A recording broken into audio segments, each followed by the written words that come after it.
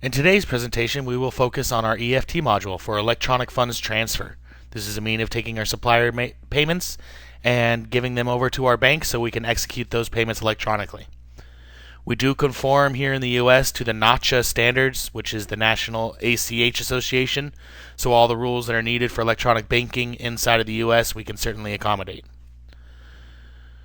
So before we go ahead and we process an electronic funds transaction, just wanted to cover a couple setup options. Really, against any bank that we're going to need to have, I want to know where I want to extract that file to.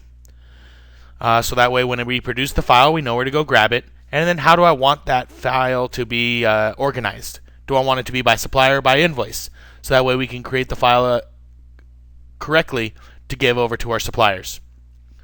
Now, one thing to note, we're not going to automate bringing this over to the banks. Every bank has a different way of getting things. In most cases, it's going to be an online portal that you log into with the bank and upload the transaction. So we will create the file, and then after that, from the file, you will then be responsible for uploading that and giving it over to your bank, whether it be via email, going to your bank's portal or website, or however your bank will want you to function. Additionally, against the supplier, we will set up a couple fields such as the accounting, routing number, and their bank account information, as well as noting that they are available for EFT transactions. Even though a supplier is normally an EFT supplier, we can still cut manual or system checks for them if we need to. However, if a supplier is not set up as EFT, we will not be able to process them as an EFT transaction.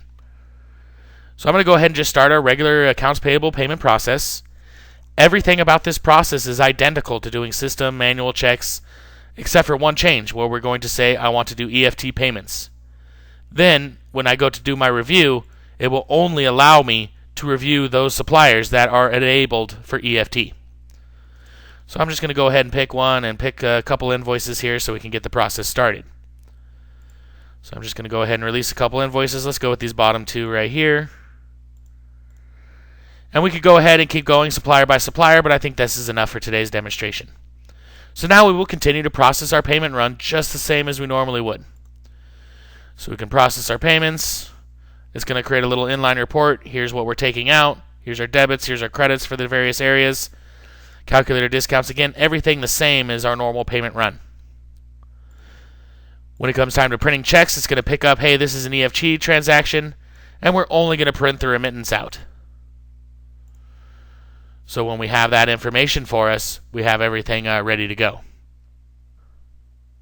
So here I have my remittance, and it's going to show the two invoices that we've gone ahead and print. Again, just exactly the same as my normal AP payment run. And we'll go ahead and we'll print our payment register and complete our cycle, going all the way through. So we printed it out, we finished our report, and my payment run is complete.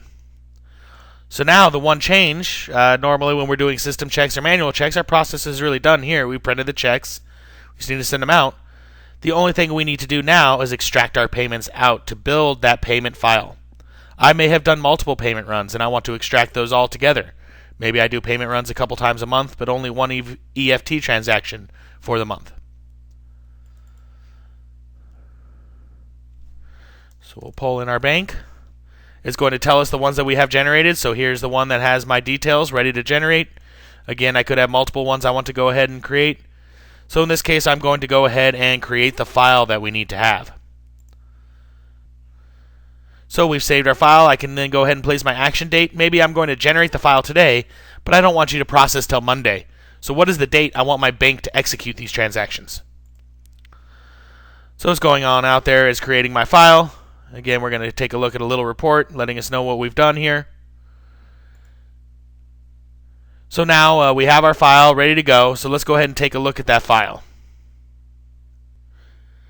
So in my case, I have elected to store my file in just a specific folder where I keep all my EFT. It's really up to you where you want to store it. So here's the transaction we just completed. And it's generated out a file that we can then go ahead and add into our bank. One area maybe changing here in the future is in here in the U.S. we will take this file and convert it over to a text file because that is what the NACHA standard demands. They're looking at upgrading to XML, but they have not updated their standard as of today. So we can see the details, and now I simply upload this over to my bank, and we'll be able to process our electronic funds transfers that way. So a very simple process for us. Now, if something happens, maybe the bank loses the file, it didn't execute correctly, we can always re-extract. Additionally, if I have and I use manual payments from Cashbook, I can set up a Cashbook beneficiary because I'm going to do a manual transaction who may not be a supplier, so we're not going to go through the normal routine. So what are their account information? How do I need to go about to them? So I can do a manual payment inside a Cashbook, and then the same process applies just like any other Cashbook manual entry we're going to do. I'm just going to select EFT as opposed to a check, and then I can extract that payment out again for us. So this is meant to be just a very simple module and really just a way to get our payments over to our suppliers. Thank you very much for your time.